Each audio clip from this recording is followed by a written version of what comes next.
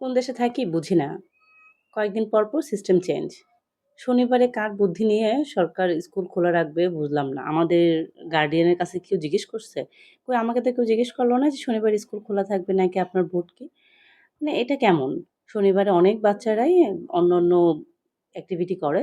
তো তারা সেগুলো কিভাবে করবে? মানে বলল ধাপ শনিবার স্কুল খোলা। শনিবার বাচ্চারা স্কুল করবে কিভাবে? অন্যান্য অ্যাক্টিভিটিস গুলো কিভাবে করবে তখন?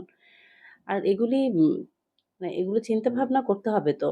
আর একদিন স্কুল খোলা রেখে এমন কোনো কিছু করে ফেলবে না সরকার। আর আমাদের দেশের স্কুলের যে পড়ালেখার সিস্টেম, মানে ওই সিস্টেমে পড়ে কোনো কিছু করে ফেলতে পারে না বাচ্চারা। সো একদিন বেশি পড়ায় ফেলবে এমন কোনো কিছু যেন অনেক কিছু করে ফেলবে তা না ভাই। যা পড়ানোর আমরা বাবা-মারা বাসায় পড়াই বাচ্চাকে। আর স্কুলে যাই আসে স্কুলে পড়তে হবে এটার জন্য। আর স্কুলে একদিন বেশি করে কোনো লাভ হয়ে যাবে না। বরং আরো লস হবে। অনেক গার্ডিয়ানরা বিরক্ত হচ্ছে। মানে এটা বোঝেন না কেন ভাই আপনারা? যে ইচ্ছে হলেই শনিবার স্কুল খোলা রাখবেন। মানে কি করবেন? চিন্তা করেন আগে ভালো করে।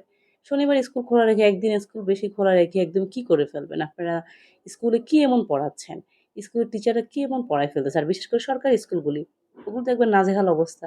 ওই স্কুলের অবস্থা যেমন নাজেহাল, পড়ালেখার অবস্থা আরো নাজেহাল। ওই স্কুলে একদিন বেশি পড়ায় কি শিখাই ফেলবে বাচ্চাদেরকে? তো এগুলো না করে যেভাবে আছে সেভাবেই থাকেন। যদি কোনো সমস্যা হয় যে এখন তেলের সংকট, অনলাইনে কিছুদিন ক্লাস দেন, করুক বাচ্চারা। তবে ওই যে শনিবারটা দয়া করে অফ রাখেন। শনিবারে আমরা কেউ স্কুল করতে আগ্রহী না। আর আমার সাথে যে একমত প্লিজ একটু ভিডিওটা শেয়ার করে দিবেন। আল্লাহ হাফেজ।